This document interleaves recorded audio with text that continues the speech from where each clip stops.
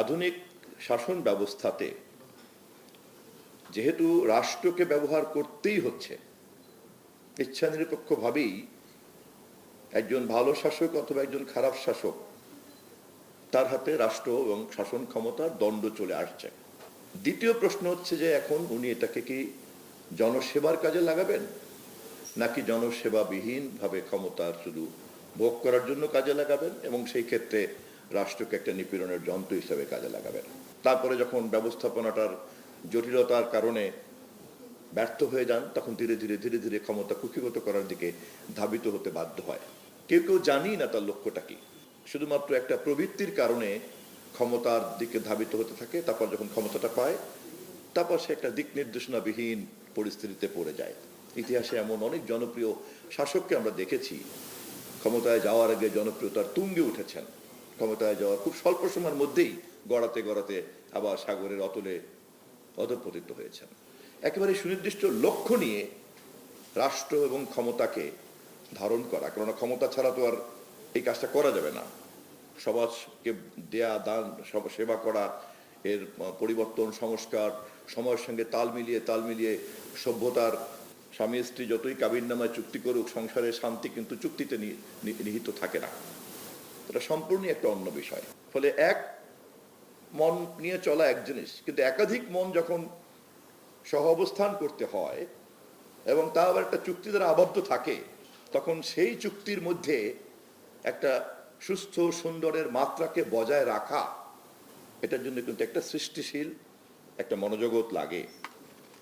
একটা সংসারকেও যদি আমরা একটা প্রতিষ্ঠানের ইউনিট হিসেবে দেখি এবং তার যদি সর্বোচ্চ একটা ইউনিট হিসেবে আমরা রাষ্ট্রকে দেখি, তাহলে আমরা কিন্তু বুঝতে পারবো যে কোনো প্রতিষ্ঠানকে সংহত রাখা এবং সেটাকে একটা শুভ উদ্দেশ্যে ধাবিত করা এবং সেই প্রবাহকে নেতৃত্ব দেওয়া, এটার জন্য কিন্তু একটা আলাদা এক ধরনের দক্ষতা যোগ্যতা লাগে। সম্ভবত এটাকেই নেতৃত্ব বলে, কেননা নেতৃত্বের দায়িত্ব অনেক যেহেতু বড় থাকে, এবং অফকোর্স এর মধ্যে নানান রকম কম্পোনেন্ট থাকে। কখনো কোনো কম্পোনেন্ট বড় হয়ে যায়, কখনো শুধু সাহসটাই দেখা যায়, কখনো শুধুমাত্র প্রেম প্রীতিটাই দেখা যায়, কখনো কেবলমাত্র ঔদ্ধত্যটাকেই দেখা যায়। তা কখন কোনটা বড় হবে সেটা তো পরিস্থিতির উপর নির্ভর করে।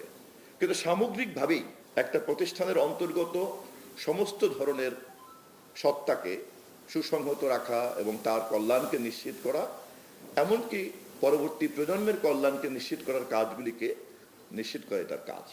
তো সেই ক্ষেত্রে এই ব্যবস্থাপনার কারণে যেহেতু রাজনীতি এটা করছেন, ফলে এটার জবাবদিহিতার একটা প্রশ্ন যদি না থাকে এবং এটাকে যদি সবসময় এর প্রতিবিম্ব যদি সংশ্লিষ্ট সকলের কাছে পরিষ্কার না থাকে, তাহলে এটাকে দেখা বা বোঝার মানদণ্ডটা কি থাকবে। সভ্যতার ইতিহাসে সাংবাদিকতার জগৎ, গণমাধ্যমের জগৎ এই দায়িত্বটা নিয়েছে এবং এটা একটা অনিবার্য অনুষঙ্গে পরিণত হয়েছে। কাগজে কলমে এটা একটা অঙ্গ না হলেও এটা স্তম্ভ হয়ে গিয়েছে চতুর্থ, যে মানতেই হবে, করতেই হবে, বুঝতে হবে। যেখানে সাংবাদিকতা নাই সেখানে আসলে একটা রাষ্ট্র আদৌ আছে কিনা এই প্রশ্ন দেখা দেয়। পৃথিবীর বহু বড় বড় বিজ্ঞানীরাই একথা বলেছেন, যে রাষ্ট্রবিজ্ঞানীরা, সমাজবিজ্ঞানীরা বলেছেন যে সাংবাদিকতাবিহীন রাষ্ট্র আর রাষ্ট্রবিহীন সাংবাদিকতার মধ্যে যদি কাউকে বেছে নিতে হয়, যে কোনো সভ্য মানুষ রাষ্ট্রবিহীন সাংবাদিকতাকে বেছে নেবে। সাংবাদিকতা এতই বড় একটা অনিবার্য অনুষঙ্গে রূপান্তরিত হয়েছে সভ্যতার প্রক্রিয়াতে। আমাদের প্রশ্নটা হচ্ছে কল্যাণমুখী এবং এটা সবসময় এটা জনকল্যাণের দিকে ধাবিত করতে হবে। আমি এই প্রশ্নে শুধুমাত্র একটা প্রশ্ন রাখতে চাই তোমাদের মতো বোদ্ধাদের কাছে।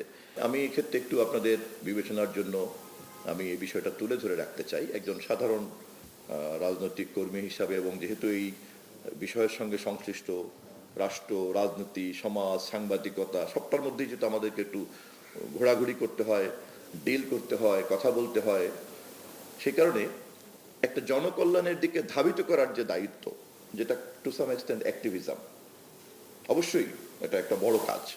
এবং সাংবাদিকতার জগতে, সাংবাদিকতার বাতায়নে এই অ্যাক্টিভিজম যারা করছেন তারা অবশ্যই অনেক বড় কাজ করছেন। উনি তো নিশ্চিত যে তিনি সংগ্রহ, তথ্যের ব্যবস্থাপনা, তথ্যের উপস্থাপনা সবটাই উনি একটা কল্যাণমুখী কাজে করছেন। অতএব শুধুমাত্র বস্তুনিষ্ঠতা বা সত্য অনুসন্ধান করা পর্যন্ত কিন্তু ক্ষান্ত না, ওটা করছেন, করার পরে আবার তারপরে ওটাকে উনি জনকল্যাণের দিকে ধাবিত করছেন। আমার প্রশ্নটা হচ্ছে এখানে, যখনই একজনের মধ্যে এরকম লক্ষ্য থাকবে তখনই কিন্তু তিনি বস্তুনিষ্ঠতাকে কাঠামোবদ্ধ করার সময় বস্তুনিষ্ঠতা কিন্তু বিকৃত হয়ে যেতে পারে। আমি আমার কমপ্লিটলি ডিসকাশনটা কিন্তু আমি একজন মন্ত্রী হিসাবে করছি না, আমি দুঃখিত, বিশেষ করে সাংবাদিক ভাইদেরকে অনুরোধ করব, যখনই আমার কোনো লক্ষ্য থাকবে, সে ভালো হোক খারাপ হোক যাই হোক না কেন, আমি ধরে নিচ্ছি ভালো, তখনই কিন্তু আমার মধ্যে একটা উদ্যোগ কাজ করবে বস্তুনিষ্ঠতাকে সংগ্রহ করার মধ্যে। কারণ হঠাৎ করে যদি বস্তুনিষ্ঠতা দেখা যায় যে আমার লক্ষ্যের সঙ্গে সামঞ্জস্যপূর্ণ হচ্ছে না, তখন কিন্তু আমার আকাঙ্ক্ষা এবং আবিষ্কৃত সত্য, উদ্ঘাটিত সত্য মুখোমুখি দাঁড়িয়ে যাবে।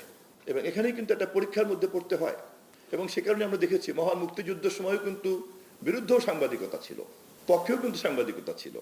এমনকি জুলাই গণ অভ্যুত্থানের সময় কিন্তু আমরা দেখেছি সরকারকে টিকিয়ে রাখার পক্ষেও তো একটা গণমাধ্যমের তৎপরতা ছিল, এবং তাকে তো আমরা সাংবাদিক বলেই চিনি। আজকে শহীদের রক্তের উপরে দাঁড়িয়ে বিজয়ী বাংলাদেশে নির্বাচিত সরকারের একজন মন্ত্রী হিসেবে যখন আমি কথা বলছি, তখন হয়তো মনে করেন একটা নির্ধারিত বয়ানকে আমরা সবাই হাজির করছি, অভ্যুত্থান, বিজয়, গণতন্ত্র, মুক্ত ইত্যাদি মিলে আমরা এখন খুব নিশ্চিন্তে কিন্তু এই কথা ব্যাপারটাকে বোঝার জন্য যদি একটু কাল্পনিকভাবে ধরে নেই যে 5 তারিখের পুরো ব্যাপারটাই অন্য খাতে প্রবাহিত হয়ে গিয়েছে, তখন কি হতো? তখন এই সাংবাদিকটাই নুরুল কবির সাহেব এখানে থাকতেন কিনা, বাঁচতেন কিনা, আমি এখানে আসতে পারতাম, তো এটাই তো প্রশ্নের মধ্যে দেখা দিত। এবং সেই সাংবাদিকতাই কিন্তু এইভাবে পরিচিত হতেন, নৈরাজ্যের হাত থেকে দেশকে রক্ষা করা গিয়েছে, স্বাধীনতার চেতনা রক্ষা করা গিয়েছে, তাই না, নানান রকম তখন একটা বয়ান। এবং সেই বয়ান দেওয়ার মতো বুদ্ধিজীবীর কি অভাব আছে আমাদের দেশে? শিক্ষকের কি অভাব আছে? জ্ঞানী লোকের কি অভাব আছে? সম্পাদকের কি অভাব আছে? সাংবাদিকের কি অভাব আছে? অতএব এটা কিন্তু একটা প্রশ্ন।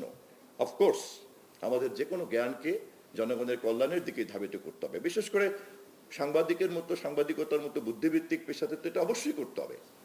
কিন্তু তারও আগে এই প্রশ্নটি আমাদের মধ্যে সার্বজনীনভাবে নিষ্পত্তি না হলেও প্রত্যেকের মধ্যে এটা নিষ্পত্তি হওয়া দরকার যে বস্তুনিষ্ঠতাকে নিশ্চিত করা, সত্যকে উদ্ঘাটন করার প্রক্রিয়াটি কি হবে, এবং সেই ক্ষেত্রে একটা সার্বজনীনতার মধ্যে আমরা কিভাবে যেতে পারি। ফলে শুধুমাত্রই নিজের লক্ষ্য দিকে যদি আমি ধাবিত হই, তার আগে যদি আমি এই কাজটা সার্বজনীনভাবে না করতে পারি, তাহলে এই বিষয়ের বিতর্ক অনিষ্পন্নই থেকে যাবে। আমি মন্ত্রী হিসাবে এবার এই কথা বলছি না, তবে আমি ব্যক্তিগতভাবে আমি দায়িত্ব নিচ্ছি যে আপনাদের এই বিষয়টি সরকার থেকে হোক আর যেখান থেকেই হোক, আপনাদের এই দাবি পূরণ হবে।